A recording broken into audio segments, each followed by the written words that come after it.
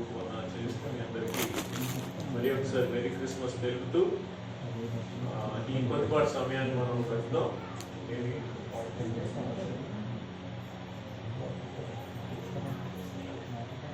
Around 45 minutes మనం చేద్దాం. చిన్న ప్రార్థన చేసుకుంటూ ఒక్కసారి అందరూ లేచి నిల్చుంటే ఇప్పుడు చాలాసేపు కూర్చున్నారు. ఒక్కసారి నిల్చొని కొంచెం స్ట్రెచింగ్ కాళ్ళు అవి కొంచెం స్ట్రెచ్ చేస్తే మళ్ళా 1 hour పైన కూర్చోవాలి కాబట్టి కూడా కొంచెం శరీరం కదా రాకపోతే ఒకసారి వీలైన వాళ్ళు కొంచెం చిన్న ప్రార్థన చేసి కళ్ళు మూసుకోండి. మగవారు ఎవరైనా చేతులు ఎత్తాలంటే ఎత్తుకుంటే మంచిది, ఎక్సర్సైజ్ అవుతుంది, కూడా స్ట్రెచ్ అవుతుంది. హల్లెలూయా. భూమి ఆకాశములను సృష్టించిన మా పరలోకపు తండ్రి, నేను మరి ఎఫ్సి సంఘానికి రాస్తూ మీ భక్తుడు మా మిత్రుడైన పౌలు చెప్పిన మాటను మేము జ్ఞాపకం చేసుకుంటున్నాం. తండ్రి, మీ యొక్క అనాది సత్య సంకల్పం చొప్పున మీ ప్రియుడు, మీ కుమారుడు, మా రక్షకుడు ప్రభువైన యేసు క్రీస్తునందు మమ్మల్ని అందరినీ కుమార్తెలుగా స్వీకరించుటకు మీ యొక్క ఆ మహా గొప్ప సత్య సంకల్పాన్ని బట్టి మీకు వందనాలు, స్తోత్రాలు. తండ్రి, జగత్ పునాది వేయబడుతుంటే మీరు నిర్ణయించిన ఆ చిత్తాన్ని బట్టి ఆయన మేమందరం కూడా ఆయా సమయంలో మీరు మా హృదయ అపేక్ష ద్వారా యేసుక్రీస్తునందు విశ్వాసం ఉంచడం ద్వారా ఆయన మరి మేమందరం కూడా తండ్రి మీతో సమాధానపడి మరి బంధం నుండి జీవంలోనికి మేము ఉగ్రత పాత్రలమై మేము తండ్రి మీ సమాధాన పాత్రలమై మరి యేసుక్రీస్తు యొక్క నీతి అనే వస్త్రాన్ని, పుణ్య వస్త్రాన్ని మాకు ధరింపు చేసి మీ బిడ్డలుగా అధికారం ఇచ్చి తండ్రి మహా గొప్ప పిలవగలిగే మహా గొప్ప వాక్యాన్ని మీరు చేశారు తండ్రి. ఈ 2021 సంవత్సరంలో మరి గత 2020 సంవత్సరం నుంచి కూడా ప్రపంచమంతా కూడా గాఢాంధకార పరిస్థితుల్లో ఉన్నా మరి ఎంతో మంది సంఘాలలో, మా బంధువుల్లో, కుటుంబాల్లో మీ అందరు నిద్రించిన మా అందరినీ శేషులుగా ఉంచారు. మీకు వందనాలు, స్తోత్రాలు. ఇదైనా కేవలం మీ కృపయే. మీరు దేని నిమిత్తం అర్చించడానికి కారణం లేదు, కానీ యేసు క్రీస్తు మాత్రమే మా అతిశయ కారణమని ఒప్పుకుంటూ మిగిలిన కొద్ది ఆయన మరి సమయం గంట ఇంచుమించు గంట సమయం కూడా మీ సన్నిధిలో ఎంతవరకు మీ పాటను బట్టి మహిమ పొందారు. మీకు వందనాలు, స్తోత్రాలు. ప్రార్థన బట్టి మీరు మహిమ పొందారు, వందనాలు, స్తోత్రాలు. మీరు మాకు గురించిన ఆశీర్వాదం బట్టి వందనాలు, స్తోత్రాలు.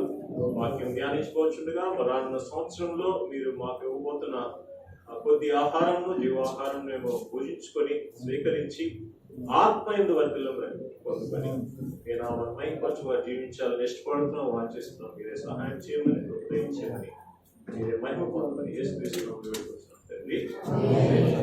థ్యాంక్ యూ అండి. హల్లెలూయా.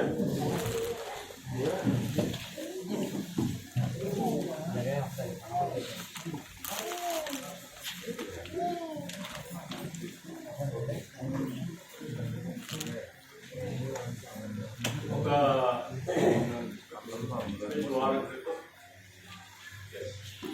మన యేసుక్రీస్తు జన్మదినాన్ని పాటించాం. దాని ముందు కూడా మనం ఎన్నో ప్రార్థన చేసాం. మరి యేసుక్రీస్తు యొక్క జన్మదిన కారణం మనందరికీ తెలుసు. తండ్రి అయిన దేవుడు మరి యావత్ ప్రపంచానికి, మానవ కోటికి మరి కానుకగా, ఉచితంగా ఆయన యందు నిత్యజీవం యేసుక్రీస్తు అందరికీ నిత్యజీవాన్ని ప్రసాదించారు. మరి అంతేకాకుండా మరి కానుకప్పుడు మనం దూరస్తులైన మనం దేవునికి సమీపస్తులయ్యాం. మరి ఎన్నో ఆశీర్వాదములు శరీరం ముందు కాదు కానీ ఆత్మ నుండి జన్మించిన ఆ క్షణం నుంచి మరి ఆయన యొక్క వాగ్దానం ప్రకారం ఆయన పరిశుద్ధాత్మను మనలోనూ మనతోనూ ఉంచినందున ఆయా సమయంలో శరీర బంధం కలిగినను ఆయన మనం ఆదుకుంటూ, కాపాడుతూ అన్ని విషయాల్లో మనం ఆశించిన విధానం బట్టి ఆయన వందనాలు, స్తోత్రాలు. అంతేకాదు మరి సర్వశక్తిమంతుడైన దేవుడు మరి ఆయన సర్వంతర్యామి అయిన దేవుడు, సర్వశక్తిమంతుడైన దేవుడు, సర్వజ్ఞాని అయిన దేవుడు. ఆయనే మరి ఈ లోకానికి కుమారుడై శరీరం మనలాగే రక్తమాంసం ధరించుకొని వచ్చాడు. ఎందుకంటే ఇక్కడున్న మనందరి ఒక్కొక్కరి కోసం. హల్లెలూయా. అంతేకాకుండా ఈ ప్రపంచంలోనే యావత్ మానవాళి కూడా రక్షింపబడాలని ఆయన ఉద్దేశం. ఇందులో మనందరం కూడా మరి మనమేదో స్పెషల్ గా పుట్టినవారు కాదు, కానీ కేవలం యేసుక్రీస్తు నందు ఆయన పరిశుద్ధాత్మ ద్వారా సువార్త వినడం ద్వారా సంఘానికి వచ్చడం ద్వారా ఆ వాక్యమును విని మనం స్వీకరించి యేసుక్రీస్తు విశ్వాసం ఉంచడం ద్వారా హల్లెలూయా మరి మనము ఎన్నో ఆత్మీయ పేర్లు కొనుక్కొని ఆయన యొక్క చిత్తాన్ని భూమి మీద అంగీకరించాం కాబట్టి మనం ధనిలో. అయితే అంతటితో సరిపోదు, ఆయన చిత్త ప్రకారము మనం జీవించాలి. ఆయన పరలోక రాజ్యం యొక్క చిత్తాన్ని మనకి అందరికీ తెలిసిన పరలోక ప్రార్థనలో మొట్టమొదటిగా ఆయన మనం స్తుతిస్తూ పరలోకమందున్న మా తండ్రి మీ నామం పరిశుద్ధపరచబడును గాక, మీ రాజ్యము వచ్చును గాక. ఎలా వస్తుంది? మీ చిత్తము పరలోకం నేలను భూమి మీద నెరవేరుతుంది. ఎలా వస్తుంది? ఎవరు నెరవేరుస్తారు? ఆయన ఆల్రెడీ వచ్చాడు కదా, వాక్యంలో మనకు తెలుసు. అలాగే మన బలహీనతలు సహానుభవం లేనివాడు కాడు, కానీ సమస్త విషయం శోధించబడిన పాపం లేనివాడుగా ఉండి ఆయన జీవించి మాదిరి చూపించి తర్వాత శిష్యులని ఆయన తయారు చేసి అందులో ఒక శిష్యుడైన తోమ మన దేశానికి వచ్చారు. తర్వాత ఎంతమంది మిషనరీస్ వచ్చారు. ప్రతి ఒక్క జీవితాల్లోకి ప్రభు వచ్చారు. హల్లెలూయా. ఆయన మన హృదయాలు తెరిచాడు. హల్లెలూయా. కానీ అంతటితో సరిపోదు. ఇంకా ఇంకా మనం ప్రతి సంవత్సరం కొత్త సంవత్సరంలో అడుగు పెడుతూ ఉండగా ఆయన చిత్తానికి మనము విధేయులవుతూ ఆయన పనిని చేయాలి. అవునా కాదు? కాబట్టి ఈ మరి కొద్దిసేపు మనం ఈ నూతన సంవత్సరంలోకి వెళ్ళబోతున్నాం కాబట్టి మరి ఈ సందర్భంగా ఈ నూతన సంవత్సరంలోనికి అడుగు పెట్టే కాంటెక్స్ట్ లో ఉన్న సందర్భంలో ఉన్నాయి. ఇంకో 50 minutes లో మనం అడగపెట్టుకోతున్నాం. కాబట్టి మన హృదయాల్ని కొంచెం కొత్త హృదయం మనకి ఇవ్వాల్సిన అవసరం లేదు. ఆల్రెడీ మనకు ఒక హృదయం ఇచ్చారు. ఏమండి? పాత నిబంధనలో ఆయన వాగ్దానం ప్రకారం మన హృదయాలు కొత్తవే, కానీ ఒక కొత్త ఫ్రెష్ మన హృదయం సమర్పించుకొని ఇంతకన్నా మంచి సమయం మనకు దొరకదు. శ్రేష్టమైన సమయం ఇది.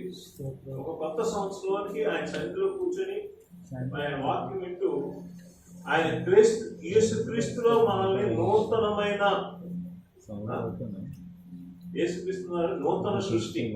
కాబట్టి ఈ నూతన సంవత్సరంలో మనం కాలు పెట్టి ఉండగా మన హృదయాలని, మన మనస్సుల్ని, మన ఆలోచనల్ని, తలంపులన్నీ కూడా నూతనంగా మరి మనం సెర్చ్ చేసుకొని ప్రవేశించడం మంచిదే కదా. హల్లెలూయా. ఇంతకన్నా మంచి శ్రేష్టమైన సమయం దొరకదు. కాబట్టి కొన్ని మనం విషయాలు ప్రతి సంవత్సరం 12 నెలలు ఉంటాయి కదా. సో అలాగే రానున్న 20 నెలలకు 12 నెలలే ఉంటాయి. ఆ ఈ 12 నెలలకి ఒక 12 విషయాలు క్లుప్తంగా మనం చూద్దాం. హల్లెలూయా. మొట్టమొదటిగా క్రైస్తవులుగా, క్రీస్తు బిడ్డలుగా, దేవుని బిడ్డలుగా మనందరికీ ప్రాముఖ్యమైనది ఏంటంటే విశ్వాసము. హల్లెలూయా. విశ్వాసము అంటే మరి ఏమాత్రం కూడా వెనకడిగేసి నోట్తోనే చెప్పి వెనక్కి అడిగేది కాదు. విశ్వాసం అంటే పూర్తిగా ప్రభువుని, దేవుని నమ్మాలి. హల్లెలూయా. అంటే మరలా కొన్ని విషయాల్లోని మన సొంత జ్ఞానం పెట్టుకొని మన సొంత అనుభవం బట్టి కాదు. ఏదైనా విషయంలోని దేని గురించి అయినా దేవుని మనం నమ్ముతున్నామంటే అది నమ్మి ముందుకు వెళ్ళిపోదు. హల్లెలూయా. అడుగు వేయకూడదు. అది యేసు ప్రభువు యందు విశ్వాసం ఉంచుట్లో కూడా అది వర్తిస్తుంది. కాబట్టి మరి ఈ వెనక్కి వేయకుండా, వెనక్కి తీయకుండా సంపూర్తిగా దేవుని యందు, ఆయన వాగ్దానములందు మనము విశ్వాసము, నమ్మకం ఉంచాలి. ఈ మాటలు మనం చాలా వాడుతుంటాం. విశ్వాసం ఉంచండి, విశ్వాసం ఉంచాలి, నమ్మకం ఉంచాలి, నమ్మకం ఉంచాలి అనుకుంటాం. కానీ నిజముగా మనము ఆ విశ్వాసంతో అన్ని పరిస్థితుల్లోనూ ముందుకు అడుగు వేయడం అనేది అసలైన విశ్వాసం. హల్లెలూయా.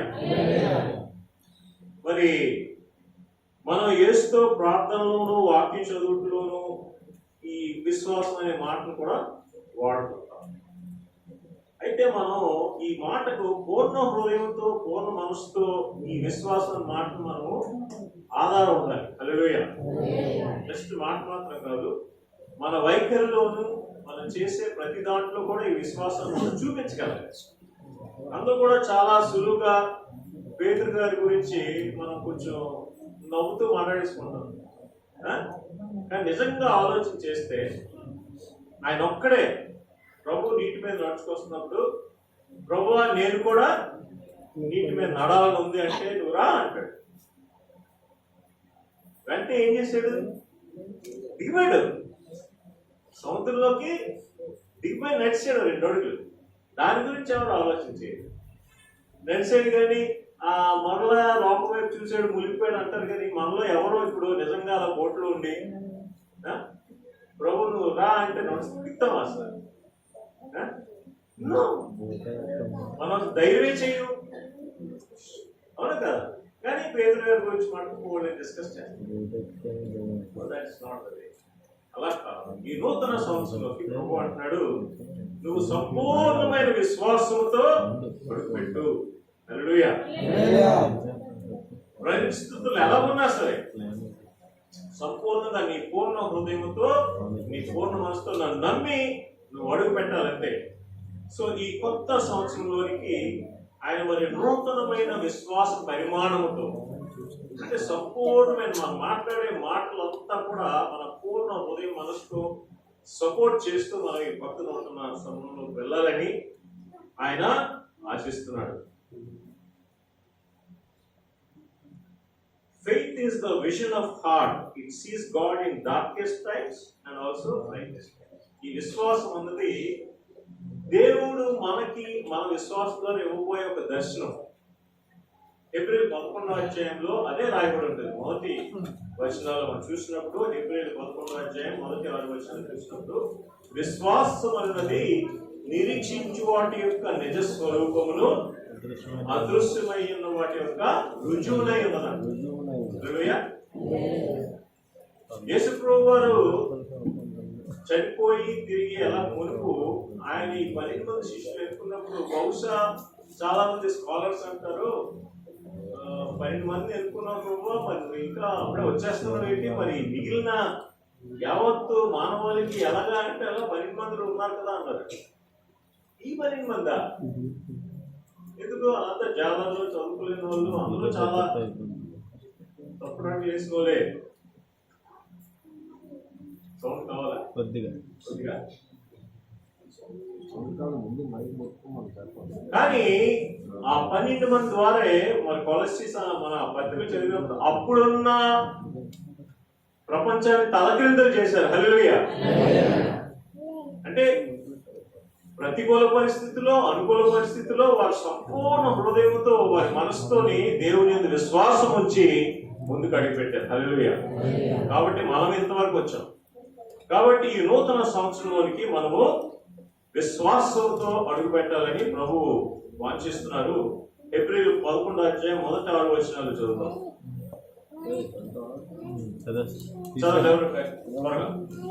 విశ్వాసం అనున్నది నిరీక్షింపబడు వాటి యొక్క నిజ స్వరూపమును అదృశ్యమైనవి ఉన్నవనుటకు రుజువునై ఉన్నది. దానిని బట్టి పెద్దలు సాక్ష్యం పొందిరి. ప్రపంచములు దేవుని వాక్యము వలన నిర్మాణమైనవనియు, అందును బట్టి దృశ్యమైనది కనబడెడు పదార్థములచే నిర్మింపబడలేదనియు విశ్వాసము చేత గ్రహించుకొనుచున్నాము. విశ్వాసమును బట్టి హేబెలు కయీను కంటే శ్రేష్టమైన బలి దేవునికి అర్పించెను. దేవుడు అతని అర్పణలను గూర్చి సాక్ష్యం ఇచ్చినప్పుడు అతడు ఆ విశ్వాసమును బట్టి నీతిమంతుడని సాక్ష్యం పొందెను. అతడు మృతి నొందియు ఆ విశ్వాసము ద్వారా మాట్లాడుచున్నాడు. సో ఈ రోజు మన పితరులు చూపించిన విశ్వాసం బట్టి ఇప్పుడు కూడా మనం వాళ్ళ సాక్షులుగా ఉన్నారు. అలాగే రేపు పొద్దున్న మన విశ్వాసమైన జీవితాలను బట్టి మన వెనుకున్న వారు దేవుని యందు విశ్వాసం ఉంచగలగాలి. అట్టి విశ్వాసము ప్రభు కావాలని మనం కోరుతున్నాం. రెండవది, సో మొదటి నెలలో చూసుకుంటే విశ్వాసం, మొదటి సంవత్సరంలో మొదటిది విశ్వాసం. రెండవది విధేయత. నేను ఎప్పుడు మర్చిపోను, మన పాస్టర్ గారు ఒక సూత్రం చెప్పారు. ఎవరు గుర్తుంది? విశ్వాసము ప్లస్ విధేయత విశ్వాసము ప్లస్ విధేయత ఈజ్ ఈక్వల్ టు విజయం. విజయము. Never forget it. అది మీకు వీలైతే మీ ల్యాప్టాప్స్ మీద, మీ పుస్తకాల మీద, మీ బైబిల్ మీద రాసుకోండి. విశ్వాసం ప్లస్ విధేయత ఈజ్ ఈక్వల్ టు విజయం. దానికి ఆపోజిట్ అవిశ్వాసం ప్లస్ అవిధేయత ఈజ్ ఈక్వల్ టు అపజయం. కాబట్టి రెండవదిగా ఈ కొత్త సంవత్సరంలో ప్రభు మనల్ని ఏం కోరుతున్నాడంటే విధేయత కావాలి. చాలాసార్లు నాకు తెలుసు అన్ని విషయాల్లో మనం విధేయత చూపించు. మన తల్లిదండ్రులకు కానీ, మన పాస్టర్ గారు కావచ్చు, మన మీద ఉన్న ఆత్మీయ గురువులు అవ్వచ్చు, పెద్దలు అవ్వచ్చు, ఎవరైనా సరే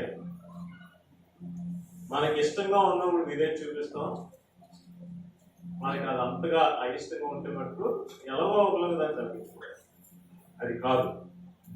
ప్రభు అంటున్నాడు, దేవుడు దేవుడే కాబట్టి ఆయనకు, ఆయన మాటకు విధేయత కలిగి ఉండడానికి ఆయన అర్హుడు. హల్లెలూయా. మామూలుగా మనుషులు, మన మీద ఉన్న మనుషులు కూడా మనుషులు కాబట్టి బలహీనత ఉండొచ్చు, కానీ మనం ఎంతసేపు ఆ బలహీనతనే చూసి దేవుడిచ్చిన అధికారం కానీ, తల్లిదండ్రులు అవ్వచ్చు, ఎవరైనా సరే ఆయన ఏమన్నారు మాట అది కూడా ఉంది, మీరు అధికారంలో లోబడండి అని ఉన్నారు. అవునా కదా? సో కానీ మనం అలా చెయ్యం. దేవుడి మాటను పక్కన పెట్టి అల్లు మనిషిని ఆ తప్పు చేయలేదా అని సమర్థించుకుంటాం.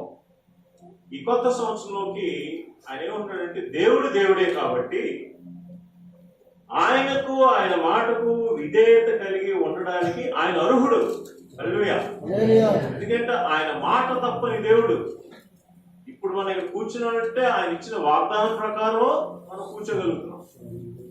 అవునా కదా? కాబట్టి ఆయనకు మనం విధేయత చూపించడానికి ఆయన అర్హుడు. హల్లెలూయా. అన్ని విధాల. అందుకోసం ఈ నూతన సంవత్సరానికి మనము మరి ఆయన యొక్క మాట చొప్పున, ఆయన మాటకు మనం విధేయత కలిగి జీవించాలి. ఎందుకంటే ఆయనందు మాత్రమే మనకి ఏ స్థితిలోనైనా శాంతి కలుగుతుంది, ఏ స్థితిలోనైనా జ్ఞానం వస్తుంది, ఏ స్థితిలోనైనా మనకి మరి ఆ యొక్క జీవితము బాగుగా ఉంటుంది. ఆయన పరిశుద్ధ మరి చిత్తమందే మనకి ఈ యొక్క శాంతి, సమాధానం దొరుకుతుంది. కాబట్టి క్రీస్తు లాంటి విధేయత మనకు కలిగి ఉన్నామా అని ప్రశ్నించుకోవాలి. ఈ 2021 సంవత్సరంలో ఎంతవరకు మనం విశ్వాసాన్ని ప్రకటించడమే కాదు, ప్రదర్శించామన్నది, ఎంతవరకు మనం విధేయత కలిగి ఉన్నామన్నది మనకు తెలుసు. కాబట్టి ఈ కొత్త సంవత్సరంలోకి ఇంకొంచెం దేవుని యందు విశ్వాసము, ఆయన మాట యందు విశ్వాసము, ఆయన మాటకు, ఆయనకు విధేయత కలిగి మనము ముందుకి అడుగు పెట్టాలని ఆయన కోరుకుంటున్నాడు. ఫిలిప్పీయులు 2వ అధ్యాయంలో మరి 1-8 వచనాలు, 1-8 వచనాలు చదువుతున్నానా? చదువు. 1-8.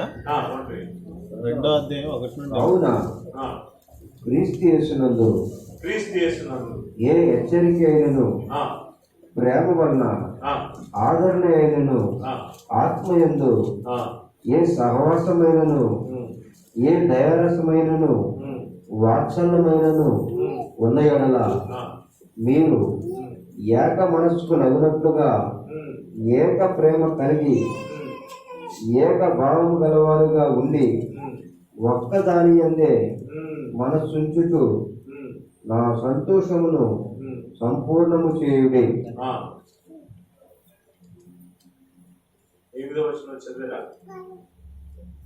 3 కక్ష చేతనైనను, వృధాది సైము చేతనైనను ఏమీ చేయక వినయమైన మనస్సు గలవారై ఒకరికొకడు తనకంటే యోగ్యుడని ఎంచుచు మీలో ప్రతివాడును తన సొంత కార్యములను మాత్రమే గాక ఇతరుల కార్యములను కూడా చూడవలెను. క్రీస్తు యేసునకు కలిగిన ఈ మనస్సు మీరును కలిగి ఉండుడి.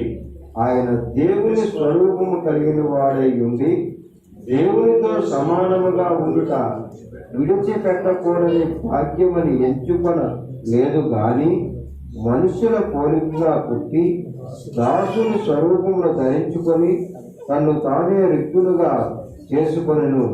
మరియు ఆయన ఆకారమందు మనుష్యుడుగా కనపడి మరణము పొందినంతగా, అనగా శిలువ మరణము పొందినంతగా విధేయత చూపుల వాడై తన్ను తాను తగ్గించుకొనెను. ఆమేన్.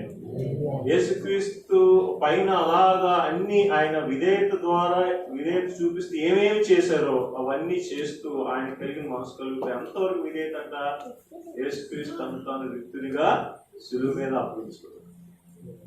అందుకోసం యేసు ప్రభువు కనుక శిష్యులకి మాట చెప్పారు. లూకా సువార్తలోని, మత్తయిలోని, మార్కులోని, ఎవరైనా నన్ను వెంబడింపబోని ఎడలా వాడు తను తాను ఉపేక్షించుకుని ప్రతిదినం తన శిలువను ఎత్తుకొని వెంబడించాలంటూ తర్వాత కొన్ని లిస్ట్ ఇచ్చారు. ఉపేక్షించడం అంటే వదిలిపెట్టమని కాదు, కానీ ఆయన వాక్యానికి ఆయన చిత్తానికి మనము విధేయత ఎంతవరకు అంటే ప్రతిసారి దేవుని వాక్యాన్ని విధేయత కలిగినప్పుడు మన స్వీయం అడ్డొస్తుంది, మన సెల్ఫ్ అడ్డొస్తుంది. ఆ సెల్ఫ్ ను మనము ఉపేక్షించుకోవాలి. హల్లెలూయా. కాబట్టి ఈ నూతన సంవత్సరంలోనికి మొట్టమొదటిగా విశ్వాసంతో, మునుపటి కన్నా ఎక్కువ విశ్వాసంతో, మునుపటి కన్నా ఎక్కువ విధేయతతో మనము ప్రవేశించాలన్నది ఆయన చిత్తం. మూడవదిగా మార్పు. మనము చాలా మార్చుకోవాలి.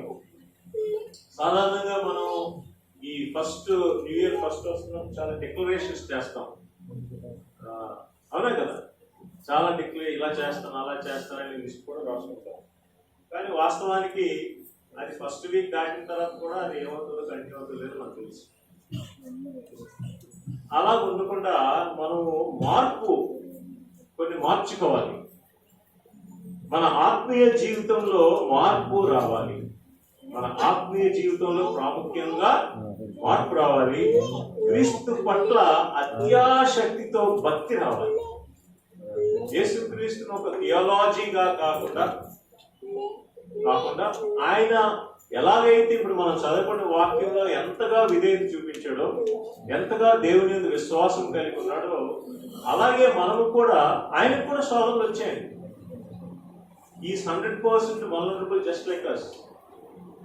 ఎవ్రీ 4వ అధ్యాయం ఉంటుంది అదే.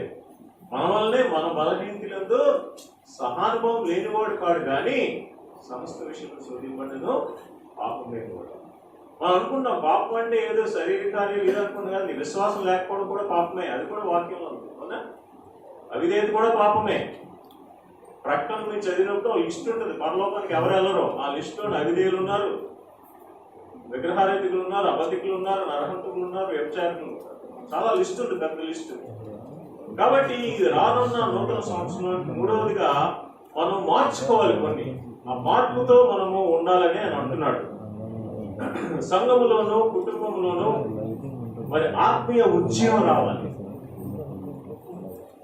అంటే అనుకోవచ్చు మన సంఘంలో చాలా ఎక్కువ ప్రార్థన చేస్తానని ఒప్పుకుంటున్నాను, కానీ ఇది సరిపోదు.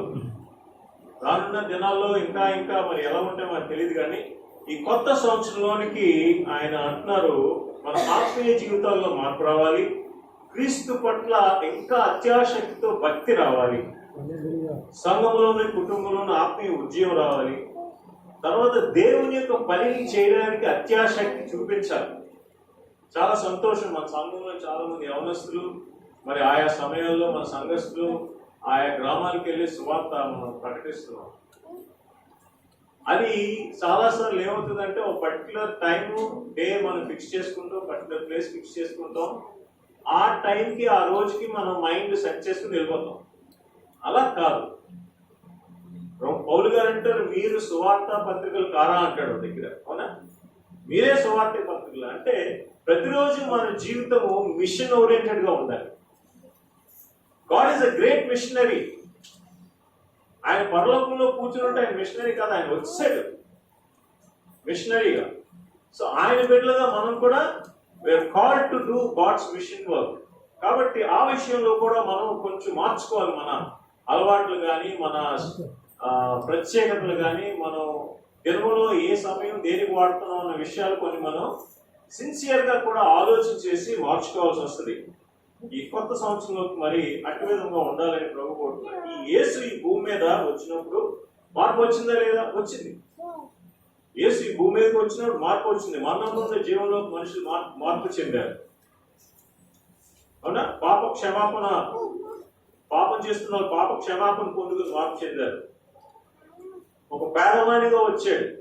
పరలోకంలో ఉన్న వైభవాన్ని వదిలేసి ఒక పేదవానిగా, ఒక బలహీనుడిగా, మరి రక్తమాంసులు కలిగిన వాడే ఆయన బాల్యం నుండి కూడా కౌమార దశ యవనస్తుగా ఉన్నప్పుడు కూడా ఎన్నో శ్రమలు పొందాడు.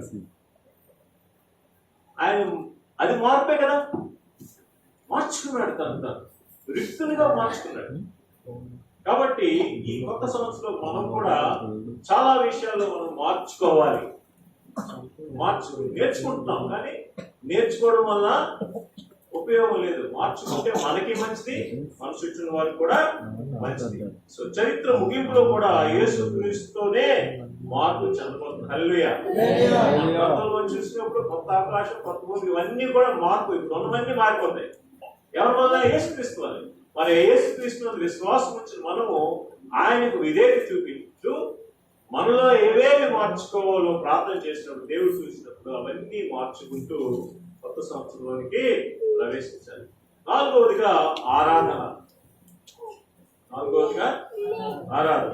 మరి ముందు దానికి మనం రోమా 12వ అధ్యాయం మొదటి 2 వచనాలు చూద్దాం. మార్పు గురించి చూసినప్పుడు అక్కడ రోమా 12వ అధ్యాయము మొదటి 2 వచనాలు.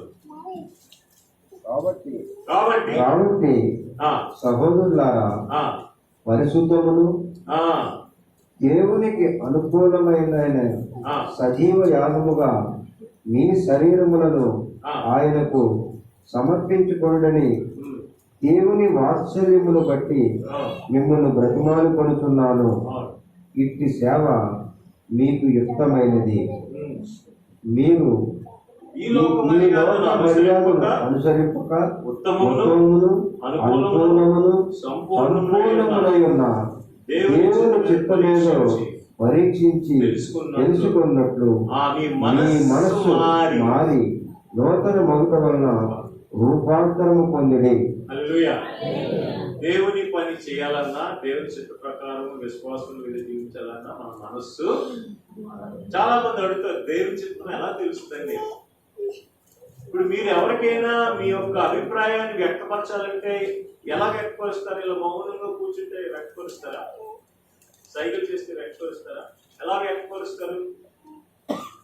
మాట. హల్లెలూయా. సో ఈ బైబిల్లో ఉన్నంత దేవుని మాటలే కాబట్టి దేవుని చిత్తం దేవుని వాక్యమే. హల్లెలూయా. ఆ వాక్యం చదివినప్పుడు ఆ వాక్యం ఏం చెప్తుందో అది చేయాలంటే 100%. దాంట్లో విశ్వాసం ఉంచాలి, సంపూర్ణమైన విధేయతతో ఆ ఏం మార్చుకోవాలన్నా మార్చుకొని మనము మనసు మార్పు. హల్లెలూయా. ఆరాధన మన జీవితంలో ఏదో ఒకటి, ఎప్పుడైనా ఏదో ఒక సందర్భంలో ఆరాధించేస్తుంటాం. అది డ్రెస్ అవ్వచ్చు, చదువు అవ్వచ్చు, అన్నం అవ్వచ్చు, ఒక కాఫీ అవ్వచ్చు. అవునా? అదంటే ఇష్టం. అంతే. ఆరాధన అంటే ఇంక దాని గురించే మనం ఆ సమయం టైం వచ్చేసరికి ఎలాగైనా దాన్ని మనం పొందుకోవాలంటే. కానీ మరి ప్రభు మనల్ని ప్రేమించి కొత్త సంవత్సరంలోనికి మరి ఆయన్ని సంపూర్ణ భక్తితో ఆరాధించాలని మరలా ఏ స్థితిలో ఉన్నా సరే. మొన్న మన బ్రదర్ ఎవరు శ్రీనివాస్ బ్రదర్ మంచి మాట చెప్పారు. ఆయన యోవేల్ గ్రంథంతో మాట్లాడుతూ ఆయన మాట చెప్పారు కదా, చిన్న చిన్న విషయాల్లో కూడా మనం థ్యాంక్స్ అనేస్తామంట, కానీ ఆలోచన చేయమంటారు. ఎందుకు? ఏదైనా ప్రతికూల పరిస్థితులు వస్తే మటుకు ప్రశ్నిస్తామంటారు కదా, కానీ మంచి జరిగినప్పుడు కూడా ప్రభువును మనం ప్రశ్నించాలి. ప్రభు ఎందుకు ప్రభు నా మీద ఇంత ప్రేమ? సో అటువంటి ఆరాధన మరి సంపూర్ణ భక్తితో ఆరాధించాలి. ఆరాధన అన్నది దేవుని పట్ల మనకున్న ఆ గౌరవార్థమైన భయాన్ని, మరి దేవుని పట్ల మనకున్న మరి ఆ ప్రేమను, ఆ గౌరవాన్ని వ్యక్తపరుస్తుంది. మనం దేవుని సంపూర్ణ హృదయంతో ఆరాధించినప్పుడు అంటే కేవలం చర్చిలోని ఆదివారం ఆయా దినాల్లో కాదండి, మన జీవితముతో ఆరాధించాలి. హల్లెలూయా. అబ్రహాము ఇస్సాకుని బలి ఇచ్చి దేవుణ్ణి ఆరాధించాలని ఉంటుంది. ఇదేంటిది? బలి ఇచ్చి ఆరాధించడం ఏంటంటే అంతగా విధేయత చూపించడం అనమాట. మనం చూపించిన విశ్వాసము, విధేయత కూడా దేవుణ్ణి ఆరాధించుతున్నట్లే. హల్లెలూయా. దేవునికి ఆరాధన ఇస్తున్నట్లే. ఐదవదిగా ప్రార్థన. సాధారణంగా ప్రార్థన మనం చివరి ఆయుధంగా పెట్టుకుంటాం. అంటే ఏదైనా ఒక పని చేయాలన్నా ఏం చేయాలని ముందు మనకు తెలిసిన అన్ని రీసోర్సెస్ వాడేస్తాం. ఏది జరగలేనప్పుడు లాస్ట్ రిసార్ట్ ప్రార్థనకి వెళ్తాం. అలా కాదండి. దేవుడు అంటున్నాడు, మరి ఇది చివరి ఆయుధంగా కాకుండా ప్రార్థనకు మొదటి స్థానం ఇవ్వాలని ఆయన కోరుకుంటున్నాడు. 29:12 ఆయన అన్నాడు, నాకు మొరపెట్టుము నేను నీకు ఉత్తరం ఇస్తాను. చాలాసార్లు మనం మొట్టమొదటిగా ప్రార్థన చెయ్యం, లాస్ట్ మనకు అవసరం, ఇంకా అది కష్టంగా ఉన్నప్పుడు ప్రార్థన చేస్తాం. అలా కాదు. ఈ కొత్త సంవత్సరంలోని విశ్వాసంతో, విధేయతతో మార్చుకుంటూ ఆయన్ని ఆరాధిస్తూ మరి ఎక్కువగా మనం ప్రార్థనకి ప్రాధాన్యత ఇవ్వాలని ప్రభు కోరుతున్నాడు. ఎందుకంటే ఇంకా మనం ముందుకు వెళ్తున్న కొలది దినాలు ఎలా ఉంటాయో నాకు తెలీదు, కానీ కష్టంగానే ఉండొచ్చు. ఎందుకంటే ఈ అన్ని గ్రంథంలో మనకు ముందుగానే రాయబడి ఉన్నాయి. కాబట్టి కొత్త సంవత్సరంలోనికి ప్రార్థనకు మొట్టమొదటి ప్రాముఖ్యత ఇవ్వాలని ఆయన కోరుతున్నాడు. ఎందుకంటే ఆయన నిజముగా మొరపెట్టి వారికి సమీపంగా ఉన్నాడు. ఆయన మొరపెట్టి వారికి ఆయన ఉత్తరం ఇస్తాడు. ఏదైనా సరే, ఏ ఇష్యూ అయినా సరే మనం డైరెక్ట్ గా మరి భయం లేకుండా మన ప్రభువుకు మనము ప్రార్థనలో చెప్పుకోవచ్చు. ఆయన సమాధానం ఇస్తారు. హల్లెలూయా. ఆరోదిగా మరి కరుణా జాలి కలిగి ఉండాలి. ఏమండి? కరుణా జాలి మరి రానున్న నూతన సంవత్సరంలో మునుపటి కన్నా ఎక్కువ కరుణా జాలి మనం కలిగి ఉండడం అన్నది దేవుని చిత్తం. ఈ కరుణా జాలికి మనకి దేవుని లాంటి తిరిగి ఆశించిన ప్రేమ ఉండాలి. ఆ ప్రేమ గురించి 1 కొరింథీయులు 13 మనం అందరూ చదివిన వారమే. మరలా ఒకసారి ప్రతిరోజు ఈ నూతన సంవత్సరంలో ఆ 1 కొరింథీయులు 13 నుంచి ఆ యొక్క మరి 7 వచనాలు చదివితే దేవుని ప్రేమ లక్షణాలు అందులో యేసుక్రీస్తు మనం చూడొచ్చు. ప్రేమ దీర్ఘకాలము సహించును, దయ చూపించును. ప్రేమ మత్సర పడదు. ప్రేమ డంబముగా ప్రవర్తింపదు. అది ఉప్పొంగదు, అమర్యాదగా నడవదు, స్వప్రయోజనమును విచారించుకొనదు, త్వరగా కోపపడదు, అపకారములు మనస్సులో ఉంచుకొనదు, దుర్నీతి విషయమై సంతోషపడక సత్యమునందు సంతోషించును, అన్నిటినీ తాలుకొనును, అన్నిటినీ నమ్మును, అన్నిటినీ నిరీక్షించును, అన్నిటినీ ఓర్చును. ప్రేమ శాశ్వత కాలముండును, ప్రవచనములైనను. ఇప్పుడు మనం అందరం కూడా ఏ పునాది మీద కట్టుకుంటాం? తండ్రి దేవుని యొక్క యేసుక్రీస్తు ప్రేమతో మనము మన జీవితాలు పునాది వేయబడ్డాయి. కాబట్టి మునుపటి కన్నా ఎక్కువగా మనము దేవుని లాంటి ప్రేమను కలిగి మరి ఆ మత్తయి సువార్త 9వ అధ్యాయంలో 35వ వచనంలో ఏముంటుందంటే, యేసు వారి సమాజ మందిరంలో బోధించుచు, రాజ్య సువార్త ప్రకటించుచు, ప్రతి విధమైన రోగమును ప్రతి విధమైన వ్యాధిని స్వస్థపరచుచు, సమస్త పట్టణములందును గ్రామములందును సంచారం చేసిన ఆయన సమూహములను చూచి వారు కాపరి లేని గొర్రెల వల్లే విసికి చేతరి ఉన్నారందున వారి మీద కనిచెప్పారు. హల్లెలూయా. కాబట్టి మన చుట్టూ ఉన్న వారు చాలా మంది విసిగిపోయినారండి. ఎందుకంటే వాళ్ళకి ఏ మార్గం వెళ్ళాలో తెలియదు. అన్ని మార్గాలు ఎదుగుతున్నారు, అన్ని విధాలుగా ట్రై చేస్తున్నారు. కానీ మరి ఈ మధ్యకాలంలో మా సిస్టర్ ఇంట్లో మేము కలిసినప్పుడు వాళ్ళ అమ్మాయి ఫ్రెండ్ అబ్బాయి గోకుల్ అని కేజీఆర్తో నేను మాట్లాడుతున్నాను. ఆయన చిన్నప్పటి నుంచి హాస్టల్లో పెరిగాడు. మరి ఆ తల్లిదండ్రులకి ఆయన మధ్య ప్రాబ్లం తెలియదు.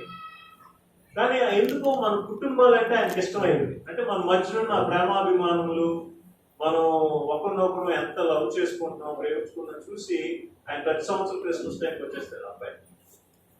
మొన్న 3-4 రోజుల క్రితం వాక్కు మేము ఆరాధన చేస్తున్నప్పుడు సువార్త గురించి ఆయన చెప్పినప్పుడు ఆయన అంటున్నాడు, అంకుల్ నేను ఎన్నో అంటే ఎవల్యూషన్ అనే ఒక సబ్జెక్ట్ మీద అబ్బాయి అంతా రీసెర్చ్ చేసి అంటున్నాడు, ఫైనల్గా ఎంతకు వచ్చేసరికి స్టిల్ నాలో వెలితి ఉందండి, కానీ ఇప్పుడు ఆ వెలితి నాకు హల్లెలూయా. కాబట్టి మన చుట్టూ ఉన్న ప్రజలు ఆ వెలితితో ఉన్నారు, వారి మీద మనము కరుణ కలిగి చాలి కలిగి ఉండాలని, ప్రభు ఎలాగైతే కరుణ కలిగి చూపించాడు అలా మనం ఉండాలని ఈ రానున్న సంవత్సరంలోకి అలాగే మనం ఇంకా ఎక్కువ మరి ప్రేమ కరుణ కలిగి మన చుట్టూ వారి మీద చూపించాలని ఆయన మనల్ని కోరుతున్నారు. 7వదిగా సహనము. సహనము కీర్తనలు 27వ అధ్యాయము 13-14 వచనాలు.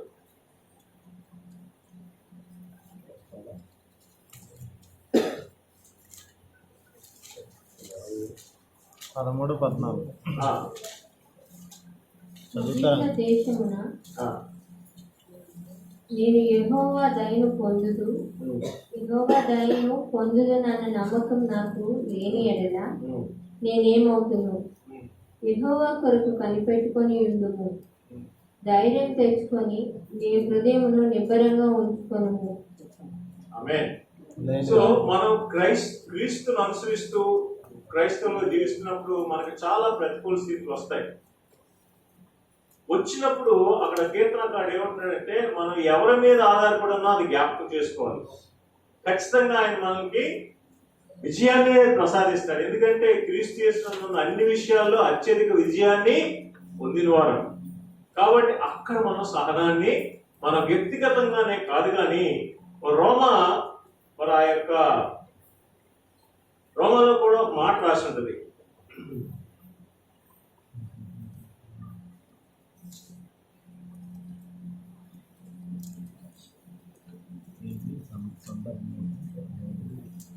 సహనం గురించి రాసి ఉంటుంది అక్కడ.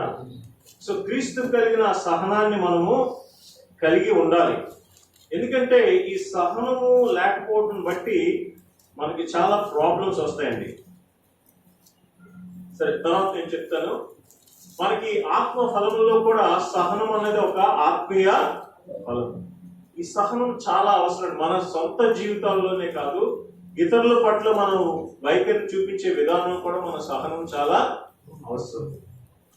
మరి మన ప్రభువు కూడా ఆయన దీర్ఘశాంతం కలిగి మరి ఆయన పొందిన శ్రమలేదు విధేయత నేర్చుకునేందుకు ఎంత సహనం ఉంటుంటది. కాబట్టి ఈ నూతన సంవత్సరంలో మన తండ్రి అయిన దేవుడు ప్రభువు మనల్ని ఏం కోరుతున్నాడంటే సహనమును కలిగి ఉండాలని అంటున్నాడు. 8వది ఆనందము.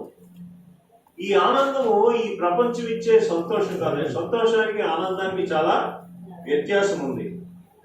ఈ ఆనందం అన్నది ఏ పరిస్థితిలోనైనా సరే మనము ప్రభువునందు ఆనందించే ఆ ఆనందం. హల్లెలూయా. కీర్తనలు 16వ అధ్యాయము 11వ వచనం.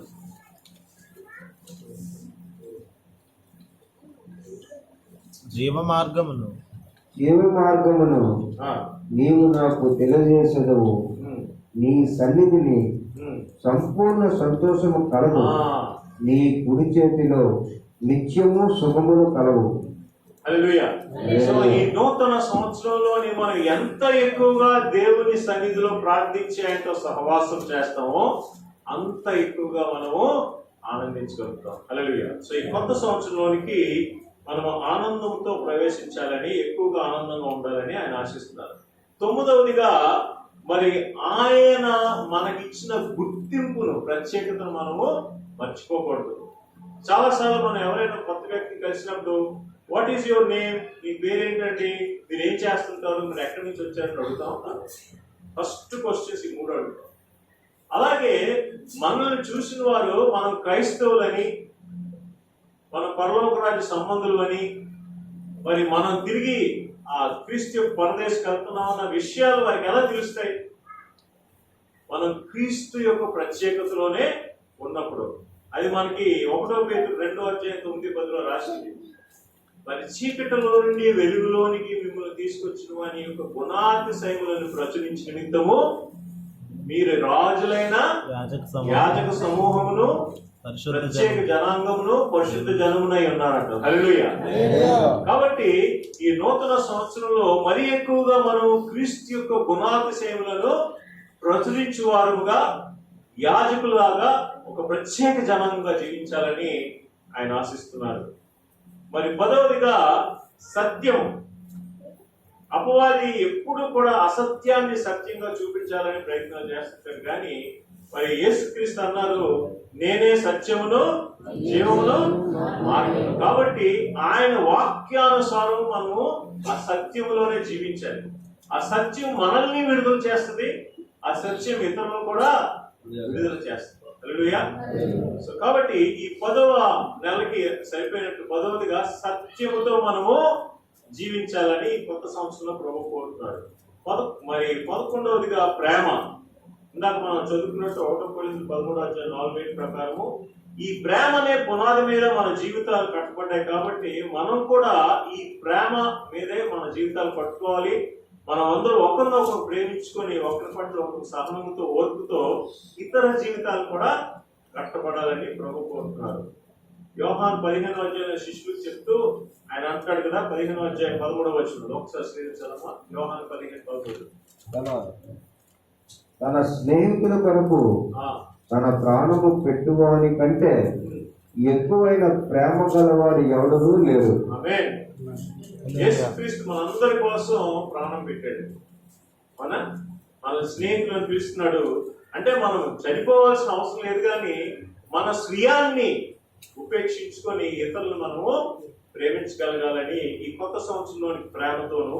మరి చివరిగా నిరీక్షణ. 12వదిగా నిరీక్షణతో మనము మరి కొత్త సంవత్సరంలో అడుగు పెట్టాలని దేవునికి స్తోత్రము. మరి ఈ రోజుకి కూడా మనకి నిరీక్షణ ఉంది. హల్లెలూయా. ఏ పరిస్థితుల్లోనైనా ఈ రోజు మనకి దేవుడు ఇస్తున్న ఒక వాగ్దానం ఏంటంటే, నువ్వు నిరుత్సాహపడద్దు. నిరుత్సాహపడద్దు. కీర్తన ఉంటుంది, Joy comes in the morning. ఈ రోజు ఒకవేళ నువ్వు దుఃఖంగా ఏమైనా ఉన్నావేమో, కానీ ఉదయాన్నే నీకు నిరీక్షణతో, సంతోషంతో దేవుడు నిన్ను ఎదుర్కొంటాడు. అదే ఇర్మియా 29వ అధ్యాయము 11వ వచనం చూసి ఒక్కసారి అది ఇర్మియా 29:11. నేను మిమ్మల్ని గూర్చి ఉద్దేశించిన సంగతులను నేను ఎరుగుదును. రాబో కాలమందు మీకు నిరీక్షణ కలుగునట్లుగా అవి సమాధానకరమైన ఉద్దేశములే గాని హానికరమైనవి కావు. ఇదే యెహోవా వాక్కు. దేవునికి స్తోత్రం. కాబట్టి ప్రతి విషయంలో దేవుడు మనకి మరి మేలుకరమైనది, సమాధానకరమైన ఉద్దేశం కలుగున్నాడు. కాబట్టి ఏ పరిస్థితిలో ఉన్నా, నీ కుటుంబ సమస్య అవ్వచ్చు, భార్య భర్తల మధ్య సమస్య అవ్వచ్చు, పిల్లల తల్లిదండ్రుల మధ్య సమస్యలు అవ్వచ్చు, ఆ సమయంలో మనకు అనిపిస్తుంది నీకు అయిపోయింది అనుకుంటాం. కానీ దేవుడు అంటున్నాడు, ఈరోజు నువ్వు నిరీక్షించు, నేను నీకు కలిగిన ఉద్దేశాలు సమాధానకరమైనవి, అవి ఎంతో ఉన్నతమైనవి, హానికరమైనవి కావు. హల్లెలూయా అంటూ ఆయన యెషయా 40వ అధ్యాయము మరి అది చూసి మనం చిన్న ప్రార్థన తీసుకున్నాం. యెషయా 40వ అధ్యాయము 28వ వచనం నుంచి.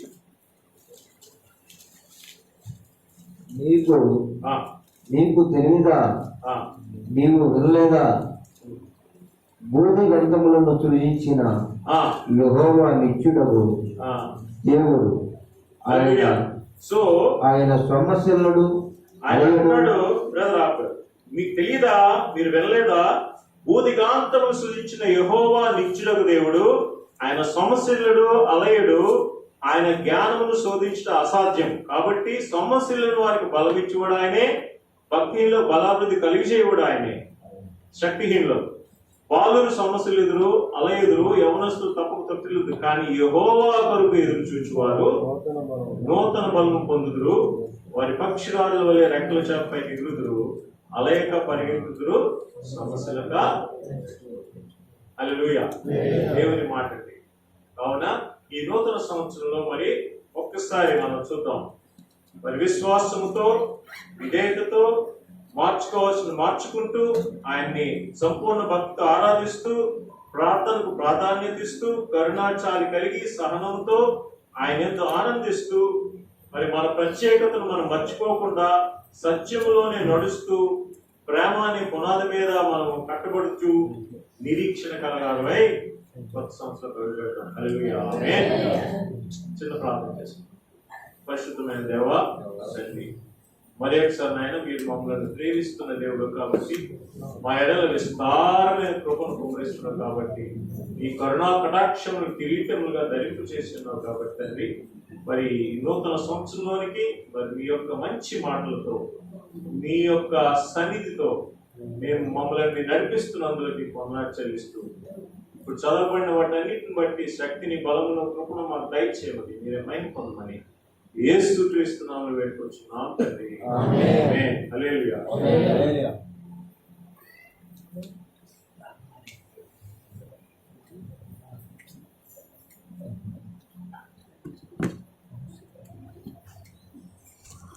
వాక్యాన్ని చేసుకుంటూ నాకు మాట్లాడ రావాలి అని మనం అనిపిస్తూ అందరూ